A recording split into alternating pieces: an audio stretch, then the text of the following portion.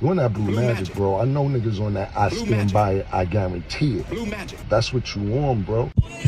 Cardiologist Dr. Scott Davis, thanks for being here with us this morning. So push-up, explain this for us. How does this work? Drop give me 20, right? So, interesting study. So the smart people at Harvard did a study. They looked at a group of firefighters in the state of Indiana. And so they had 1,100 men, okay, that they studied over a 10-year period. And the average age was about 40 years old, so it wasn't the 25-year-old caliber firefighter guys. I mean, it had a good, broad, selection of men.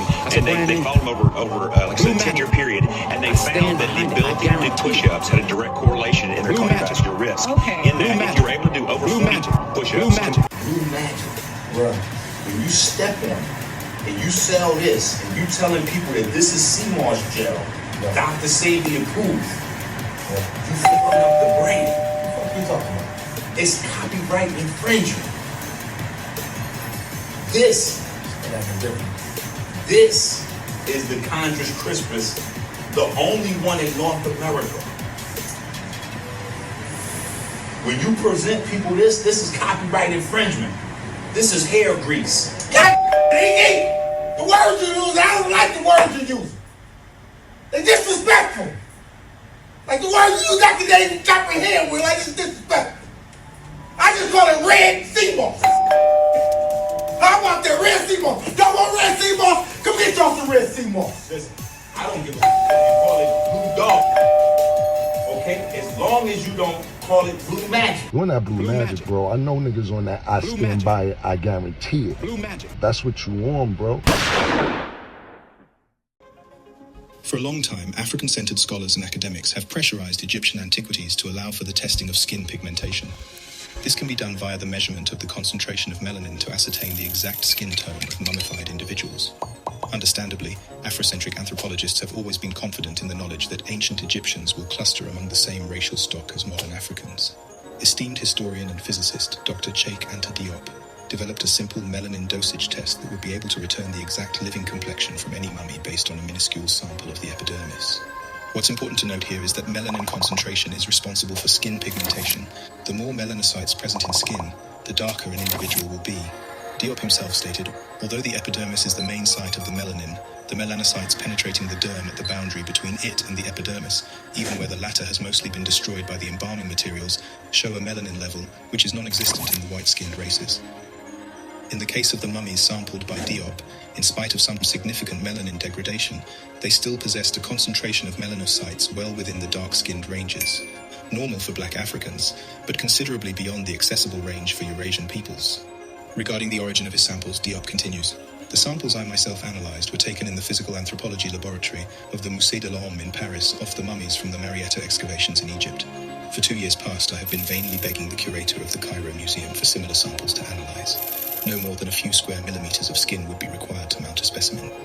Naturally, his attempts to advance this test have faced staunch resistance from the gatekeepers of Egyptology, who only benefit from the lack of transparency in a shameless attempt to perpetuate the myth of racial ambiguity. This allows them to make estimations and promote reconstructions that are illogically and politically based on the current ethnically divergent population of Egypt, as opposed to their actual complexion based on a consistent and measurable variable that is easily acquired. However, more recently, during an excavation headed by the German Institute for Archaeology in Cairo in the year 2000, researchers sought to carry out anthropological and paleopathological analysis of the human remains from 3 tombs of the nobles of the necropolis of Thebes West. An additional study was conducted by Makota and Vermeeren, published in 2005. The study sought to test the quality of methods of rehydration for mummified tissue. In the study, samples were taken from a pool of 273 mummies dated from the New Kingdom. Samples were taken from each organ of each of the mummies. During analysis of the skin samples, biologists noted that skin sections showed particularly good tissue preservation. Although much of the epidermis had already separated from the dermis, the remaining epidermis often was preserved well. The basal epithelial cells were packed with melanin as expected for specimens of Negroid origin. In essence, the epidermis was consistent with black or Negroid African groups based on the density of the melanin. This was the only conclusive assumption made alluding to ethnicity during the study, since its purpose was to compare methods of rehydration. This objective conclusion gives a silent nod to the tireless efforts of Diop and his protégés, who always knew that given the opportunity to test, the ancient Egyptians would be proven to be amongst the same ethnic stock as their African brethren. Thank you for joining me on The King's Monologue. Purple phase not only regrows beta cells, But a part of the mechanism it uses to regrow beta cells is melanogenesis. Yes, in the world where your melanin, your pigment system has been attacked, you now have an equalizer. Purple phase, AmericanHealer.website. What are you waiting for? Go to AmericanHealer.website now and get you some. Right. So some of y'all remember when I had Tragedy Gaddafi came on the platform, he was doing the push-ups with us.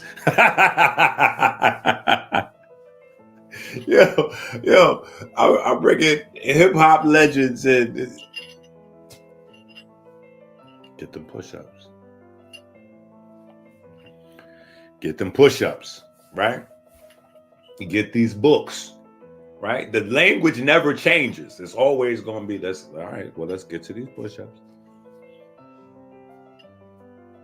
Let's get to this diet, right? And let's get to this knowledge. Let's get to these books, right? And whatever I have to do to facilitate getting that message out there, right? So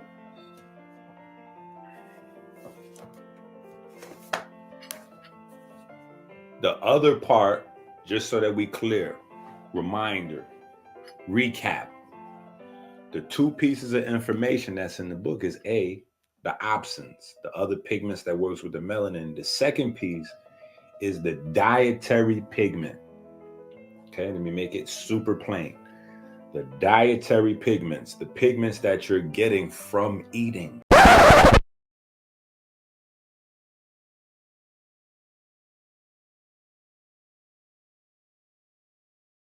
The dietary pigments are not an optional thing. So this is what we've been led to believe, that these things are optional, right? The dietary pigments are optional. Dietary pigments are optional, right? So you got all these different diets, right? You got three groups of macronutrition. You got fats, right? Fats at the top. The reason fats at the top is because fats per molecule, right?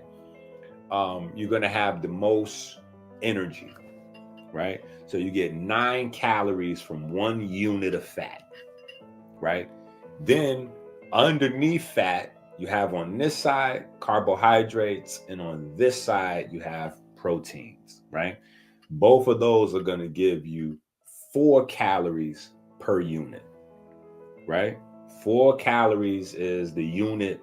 That's how much energy you can pull out of the molecule, or the unit per se of the molecule, right? So 1 unit of carbohydrate should give you 4 calories. 1 unit of protein should give you 4 calories. 1 unit of fat gives you 9 calories, right? And over the years, you have had people put together programs based on this. Okay, so yeah, we're going to go with this keto because the keto diet is showing some benefits. And really, the keto diet really started from autoimmune issues and maybe autoimmune issues and maybe people having nervous system issues, autoimmune issues and nervous system issues. So going on a completely all fat diet benefits the brain and the nerves, because the brain majority is fat, because all of your brain cells, your neurons and your nerves have to be coated in fat. So all fat diet, or even some people with high fat diets, they use the benefit that a high fat or all fat diet has on the nervous system as a precursor to then sell this idea to the masses that everybody should be on an all fat or high fat diet. Then you have the all protein people. Now, the all protein people come in a wide variety because you got the raw, like Liver King, or I forgot the young guy that eat animals. You know what I'm saying? What's his name? The young guy that like to eat animals. Let me see if I can find his name.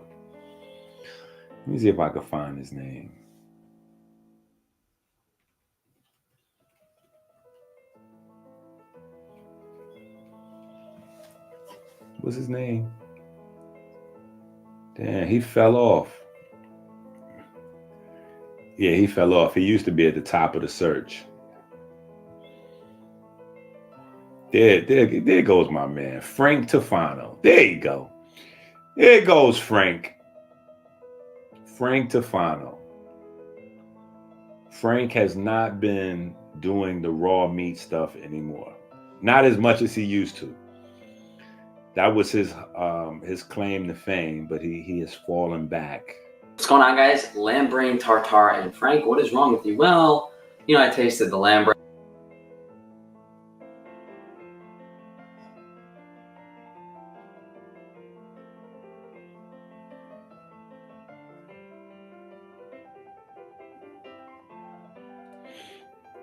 So you got people that eat the raw meat, and they are, that's their thing. They're advocates of promoting eating raw meat, all sorts, organ meat, brains.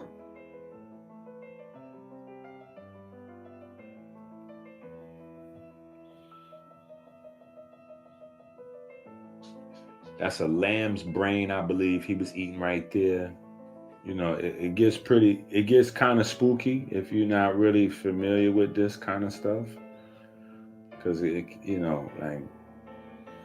can have a shock value to it if you're not used to seeing this kind of stuff. Somebody really playing with their food. So cracking the skull open, pulling the brain out for you live. Cracking the skull open, pulling the brain out for you live.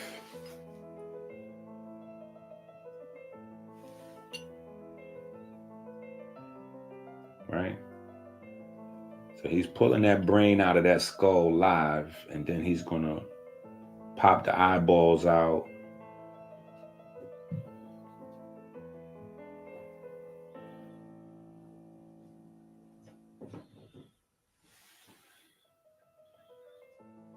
Right? And he's going to eat some brain, paws, and some eyeballs and all that live on the screen for you.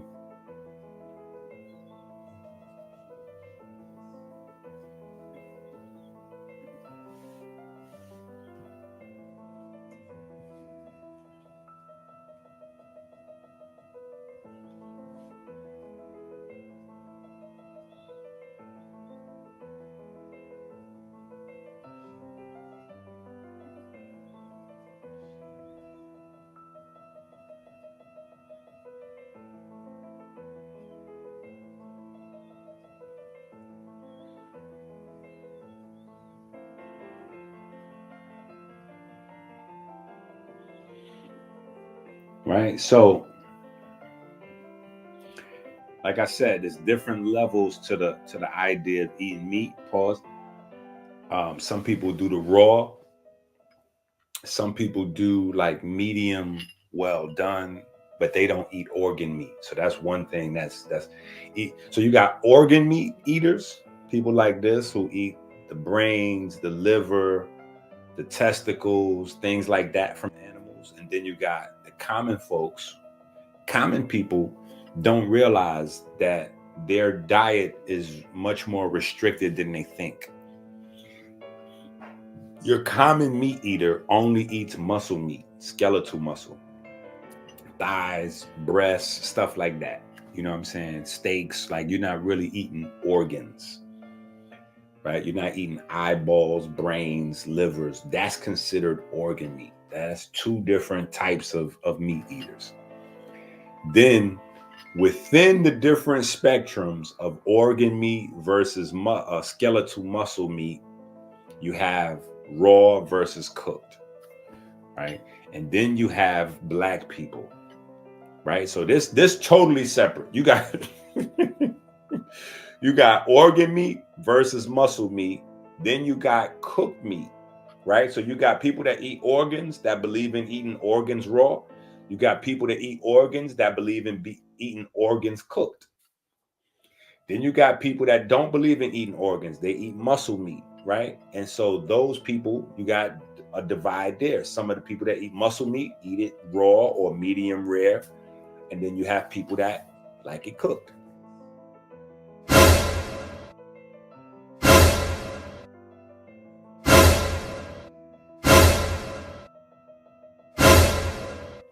Then you have black folks. Black folks is totally in a separate space, because black folks, as far as I'm concerned, do not like meat. Pause. Black people do not like meat. Even Zip with the Drip, whose diet, you know, the prescribed diet from Zip is steak and tap water, right? That's the Zip diet.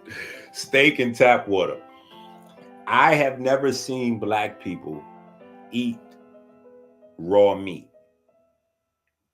right? And the reason why I say there's all different types of meat eaters and then there's black folks, because black folks like to have their meat floured, and the flour has to have herbs in it, right? And then on top of that, once it's cooked, it's more seasoning on top of that, right? So it's really the plants that we like, right? It's really the plants that we like. You know, it's never really been anything else but the plants that we like, right? Because we put flour with loads of seasoning on the steak, the pork chops, the chicken, the whatever, or we marinate it in herbs, right? Then we cook it, then after we season it again. So even the difference between the seasoning sauces, like barbecue sauces, if you go to a white barbecue, the barbecue sauce is usually a little bit more sugary, from my experience. If you go to a black barbecue, the barbecue sauce is more tangy. It's more tangy. Why? The reason why it's more tangy is because it has a lot more seasoning in it.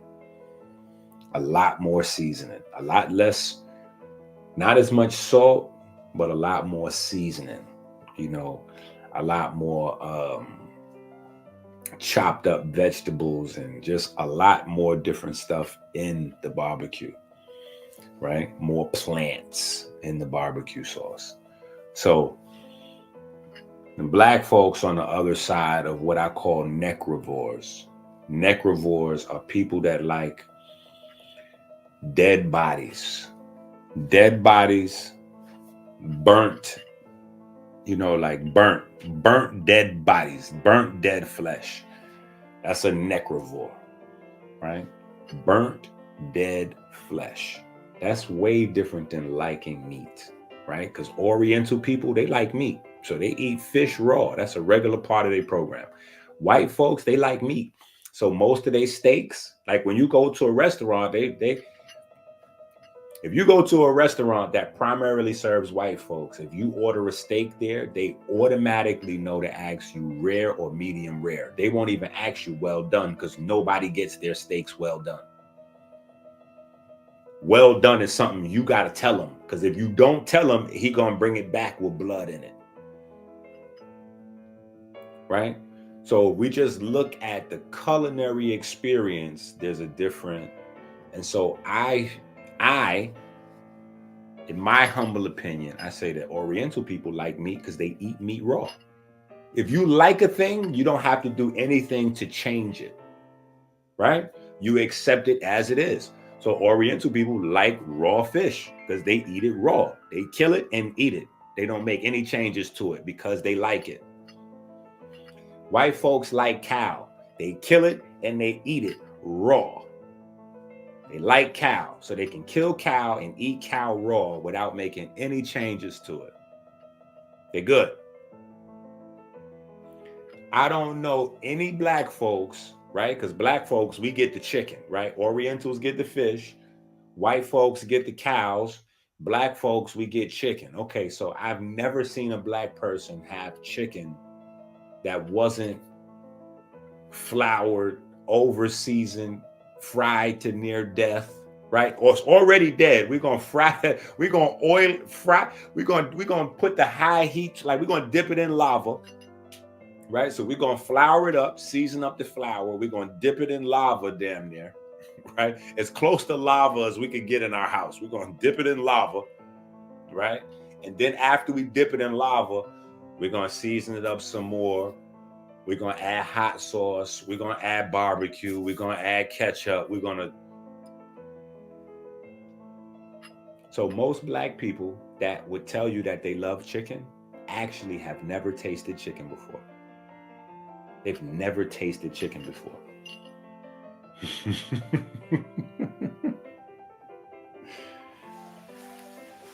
Listen, so this is what I'm saying. I don't really know black people. I've never met any that actually like meat, right? If you have to change a thing in order to consume it, that means you don't like the original. If you really like chicken, you would have chicken raw. I've never seen anybody have chicken raw. Never seen it. That means what you actually like is the taste of the oil and the plants. That's what you actually like, because you can take that same flour, that same seasoning, and put it on broccoli and give somebody fried broccoli, and if they like fried chicken, they'll eat the fried broccoli. You can take those same seasonings, that same flour, and put that seasoning and that flour on mushrooms and give somebody fried mushrooms. And if they like fried chicken, they'll eat the fried mushrooms, right? You can do the same thing with a variety of vegetables and get something very pleasing to the quote unquote non-vegan that's not really interested, or at least they don't think they are, right? They don't think they are because they haven't realized, nigga, this is what you've been eating this whole time. The chicken is just the thing that's holding your flour and seasoning together. That's all. You don't realize it. That's all that is. That's the thing that's holding what you actually enjoy together for you, right? Which is how you can make a burger. Same flour and seasoning. You can make chicken. You can make vegetables. You can do anything with that same deep fry. See, you could French fries, right? Potatoes, right? You get to put potatoes. It doesn't matter what you put in there because the seasoning and the flour is where the taste is, right? So anyway, you only have 3 macros, right? You got protein, you got fats, you got carbohydrates. Out of these 3, people have made diets of all these things, right? Even the all carb diet. So you've had all fat diet, high fat diet. You've had all protein diet, or all meat, all animal flesh diets, or high animal flesh diets. You can no longer say all protein anymore because now we know that protein starts in the plants.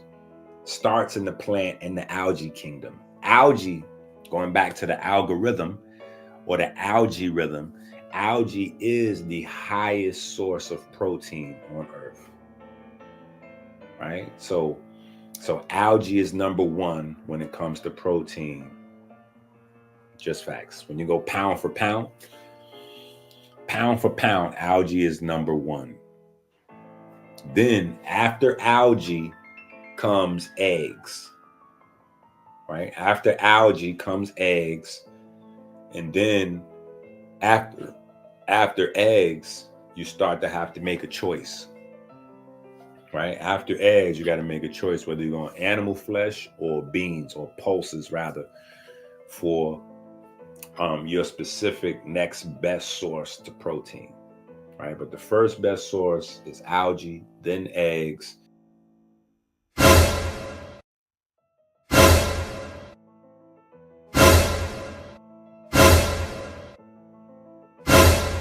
Then you have beans and animal flesh like ops, right? So depending on what you're trying to do with your body, animal flesh being high in branched chain amino acids and things to activate your mTOR system might be best for you, right? But not longevity, right? You're going to live amazingly, potentially, but short life. Long life, right? Long life, you might not 360 at basketball or become Mr. Olympia, but if you want to live the longest, then beans and pulses, the pulse of food, right? The pulses of food is going to be your best source of protein, right? But getting back focused, right? In order to really have a healthy diet though, right? We need to add 2 more caveats to that. And that's where we come in. So our program focuses on pigment and fiber. Pigment and fiber, right? Pigment and fiber, the 2 things that are removed during processing.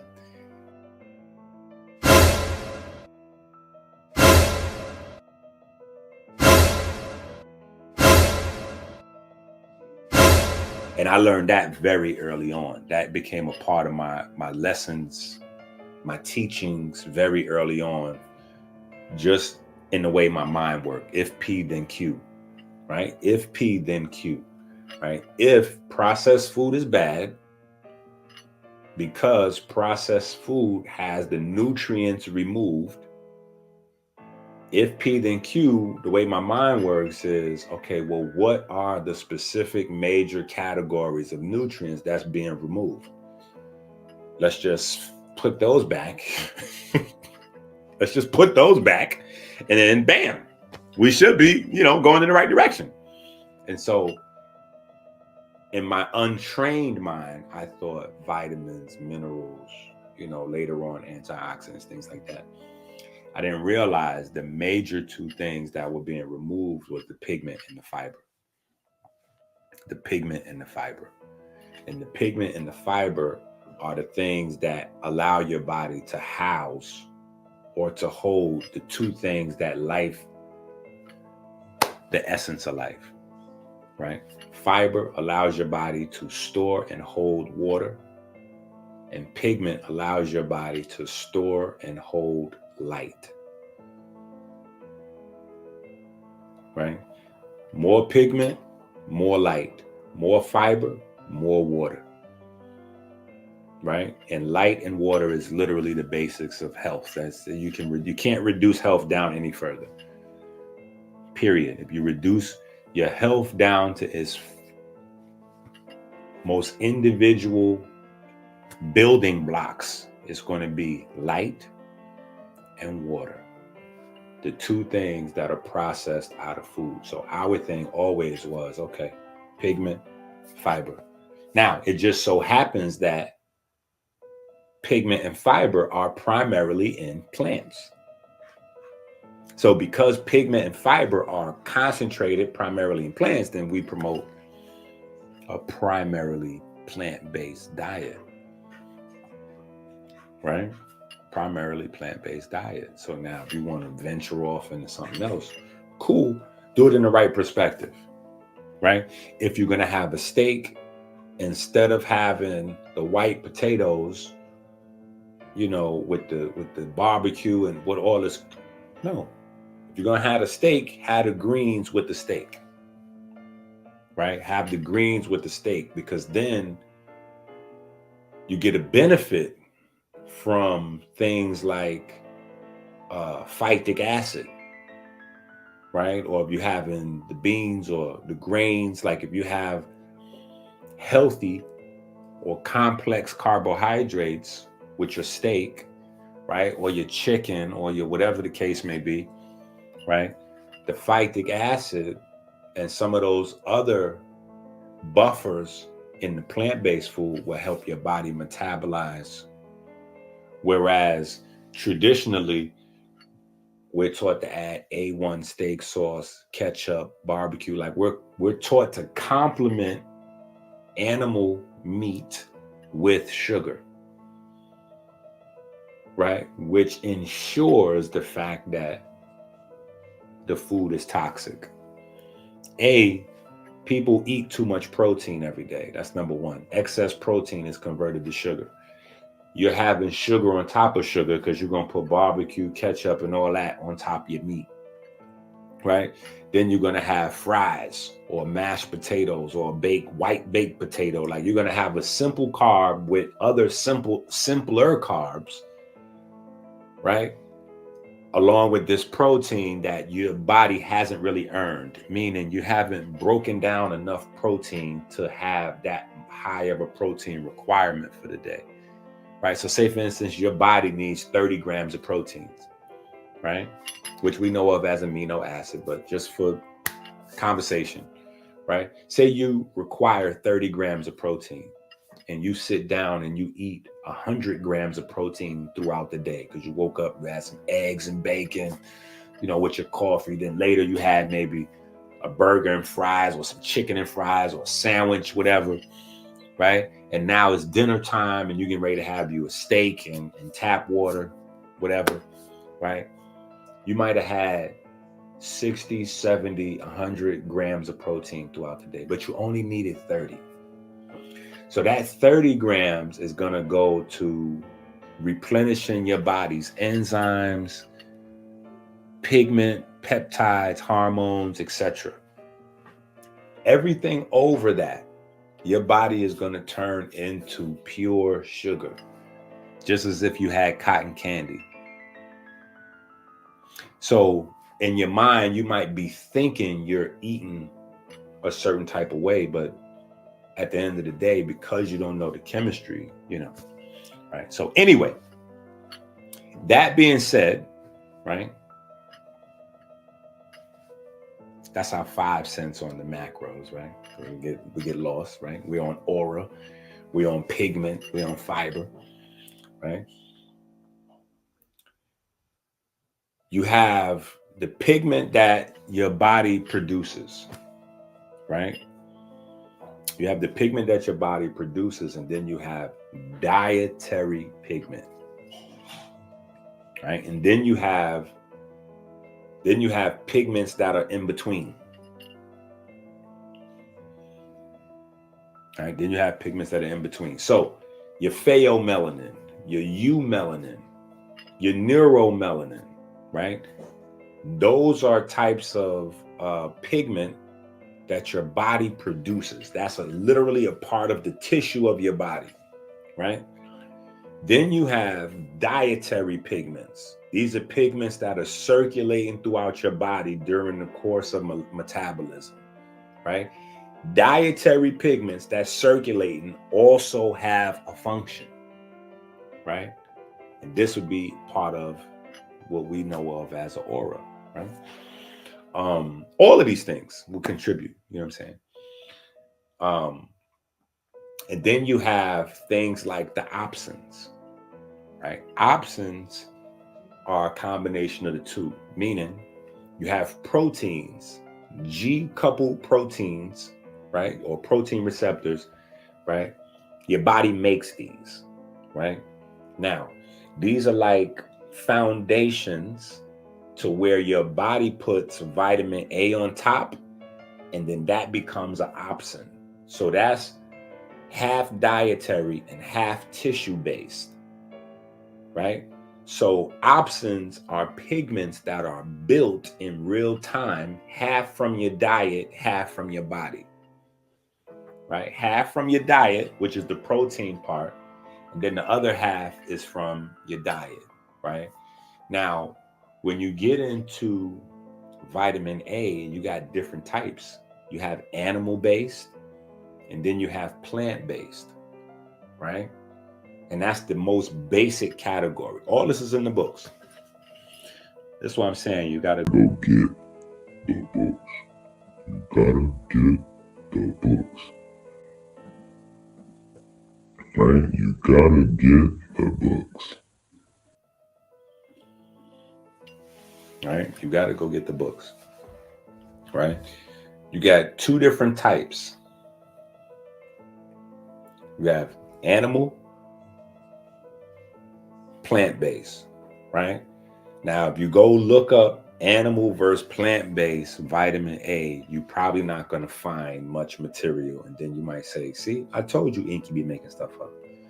That's not how it's listed, right? That's our original research simplifying things for people.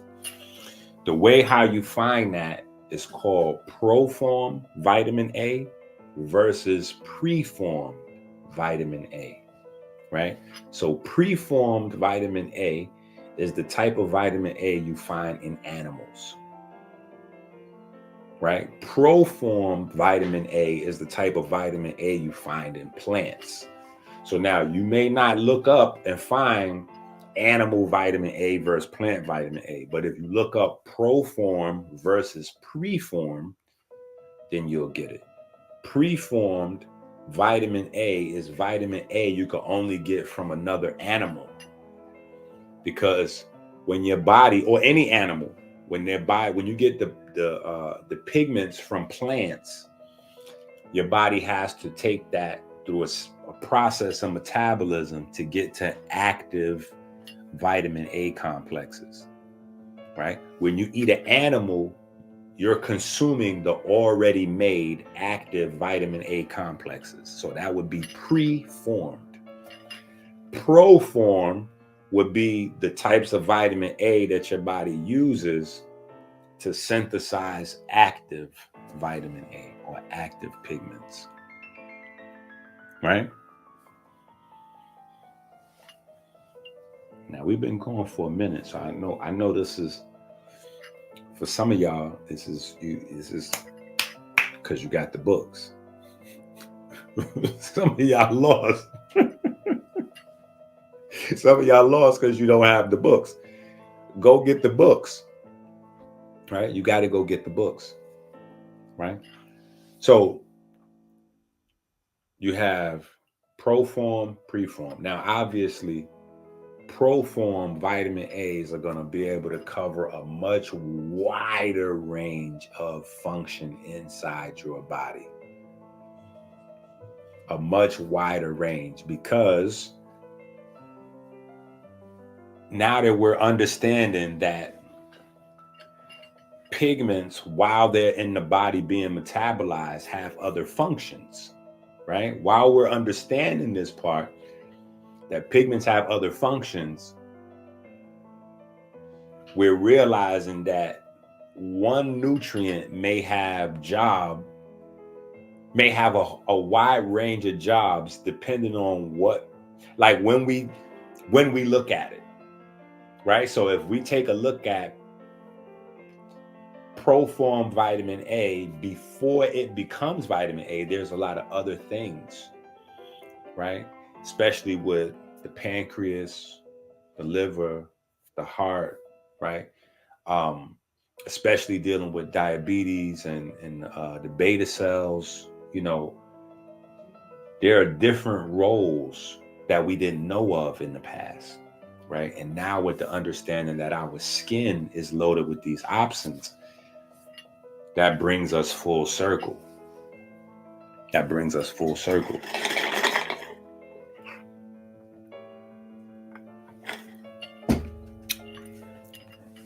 So Dr. EnQi, could you have just told people to stop being ashy, and then we could have saved these 3 hours? Listen, go back and listen to your mama. Stop being ashy. You good? And that name is Neil, man. I knew this day would come, brother. Once you had sent me that 36-page, well-written treatise, I knew the drugs had worn off. I had to be as critical as possible so that maybe you would leave all this alone. See, we could leave all of that in the past, man. All I want to know is, does 1 times 1 equal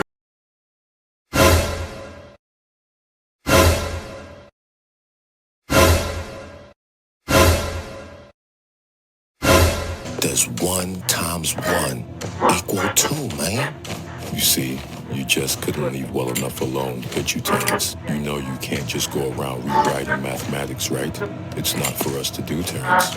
I have to get rid of you once and for all. You ain't gonna kill me, man. Oh, I am going to.